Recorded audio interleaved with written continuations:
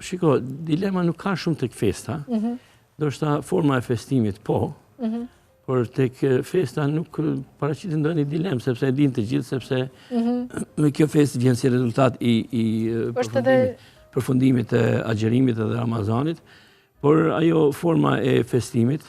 të cilën do shta ndodh nga njëherë kur bartën traditat e një vendi nga një vend tjetër dhe sillen tek ne, krijon një lloj pikpyetje, një lloj dileme, pse të ndodh kjo kur ne jemi kështu dhe pse mos ndodh ashtu siç ka ndodhur në të kaluarën tonë. Në fakt, unë mendoj se tek ne festat janë festuar gjithmonë të përputhura me rregullat islame, nuk ka pas diçka të ndaluar, te ne shqiptarët nuk është përdorur diçka e cila e ka prish festën. Tek pika e pajtimit duhet t'i japim më shumë rëndësi.